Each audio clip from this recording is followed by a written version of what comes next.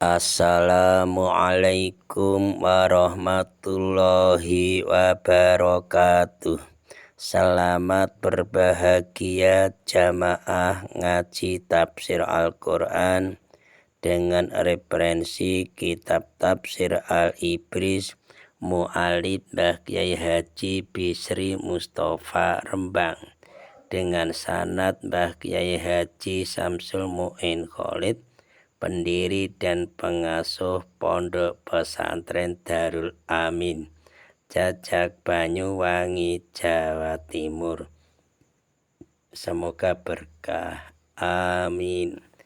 Dilanjutkan surah Ali Imran ayat 37 dengan tema keutamaan keluarga Imran. A'udzu billahi minasyaitonir rajim. Bismillahirrahmanirrahim.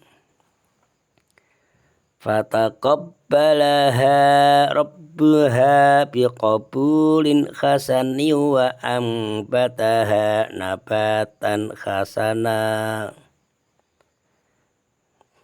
Wa ambataha nabatan hasana wa kaffalaha Zakaria kullama dakhala 'alaiha Zakaria al-mihrab wajada 'indaha rizqa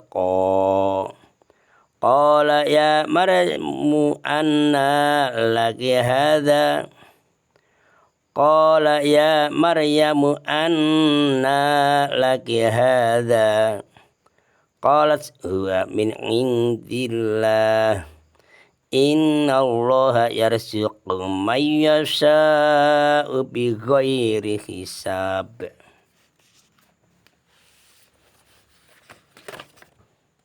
Ayat 37. Fataqabbalaha monggo nrimo ing Maryam sapa rabbuha pengirane mauludah yaitu Maryam biqabulin kelawan penerima hasanin kang bagus, terima dengan bagus. Wa ambataha lan nyukulake sapa rabbuha ing Maryam nabatan kelawan cukul hasanan kang bagus. Wa kafalaha lan ngrumat ing Maryam sapa Zakaria Nabi Zakaria alaihi salam. Kullama dakhala nalikane mlebu ngalaya ing ngatasé Maryam sapa Zakaria Nabi Zakaria mlebu al-mihraba ing mihrab. Wajada mongko nemu sapa Nabi Zakaria alaihi salam indaha ing dalem sandinge Maryam nemu rizqon ing rezeki. Kala mongko dawuh sapa Nabi Zakaria, ya Maryamu, hai Maryam, anna laki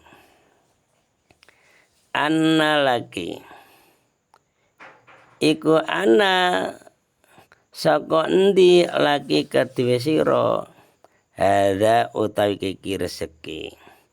Qalat matur sapa Maryam, huwa utawi hadza rezeki iku min indilai saking ngersane Allah Ta'ala. Innallaha satuna Allah Ta'ala iku yarzuqu ngresekeni sapa Allah man ing wong yasa kang ngersakaken sapa Allah ing man nggone ngersake bigori kisapin kelawan tanpa hitungan. Ayat 37. Allah Subhanahu wa ta'ala menerima Maryam sebagai nazar disebabkan permohonan ibunya, istri Imran. Allah meridhoinya untuk menjadi orang yang semata-mata beribadah dan berkhidmat di Baitul Maqdis. Walaupun Maryam itu masih kecil. dan hanya seorang perempuan, kecil perempuan juga lagi. Padahal umumnya orang yang dikhususkan untuk berkhidmat di Baitul Maqdis itu kan biasanya laki-laki yang akil balik dan sanggup melaksanakan pengkhidmatan. Biasa kan gitu. Allah Subhanahu wa taala juga memelihara dan mendidik Maryam serta membesarkannya dengan sebaik-baiknya. Pendidikan yang diberikan Allah Subhanahu wa taala kepada Maryam itu meliputi pendidikan rohani dan jasmani. Maka Maryam menjadi orang yang berbadan sehat dan kuat serta apa? Tanah rohani didik berbudi baik, bersih rohani dan jasmaninya. Kok nomor 1 saat ini ya masa itu. Allah telah pula menjadikan Nabi Zakaria sebagai pengasuh dan pelindungnya. Diriwayatkan, ini cerita diriwayatkan bahwa ibunya menjemput dan membawanya ke masjid, ibu Maryam. Lalu meletakkannya di depan rohib pendeta yang ada di sana, yang ada di masjid di Baitul Maqdis itu. Ibunya berkata, ambillah olehmu anak yang kunadarkan ini. Ambillah olehmu anak yang kunadarkan ini. Ambillah olehmu anak yang kunadarkan ini. Maka mereka para rahib itu saling memperebutkan bayi itu. Karena apa? Karena bayi itu adalah putri dari pemimpin mereka, Imron. Masing-masing ingin menjadi pengasuhnya. Aku yang mengasuh aku. Kemudian Nabi Zakaria berkata, hei teman-teman dengarkan. Aku lebih berhak mengasuhnya. Karena bibinya adalah istriku. Nah, masuk akal memang zaman. Tetapi mereka para rahib menolak. Tidak, pokoknya tidak. Gini aja, adilnya diadakan undian. Wah, maka ditentukan dengan undian. Maka pergilah para rahib beserta Nabi Zakaria ke sungai Yordan. Undiannya melepaskan anak panah mereka masing-masing ke sungai. Dengan maksud siapa yang anak panahnya dapat bertahan terhadap arus air sungai dan dapat cepat naik, maka dialah yang berhak mengasuh bayi Maryam. Oh, ayo persiapan. Nah, ternyata apa?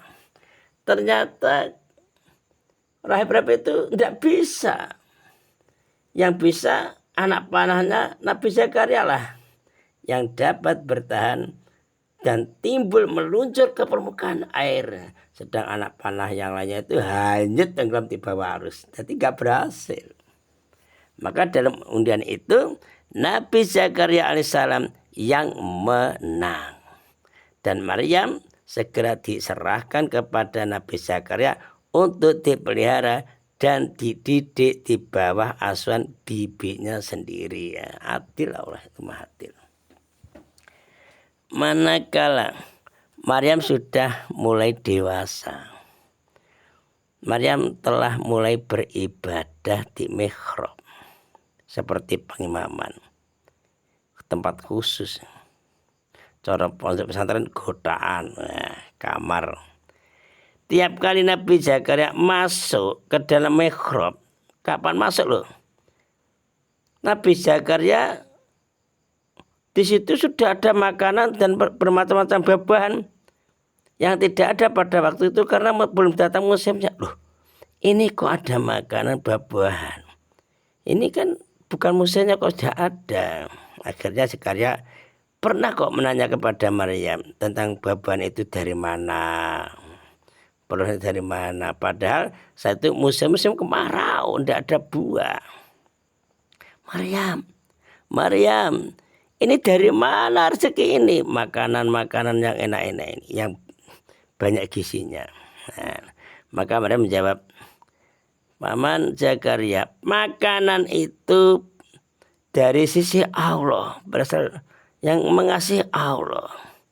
Sesungguhnya Allah memberi rezeki pada orang-orang yang dikehendakinya tanpa perhitungan. Itu saya yakini.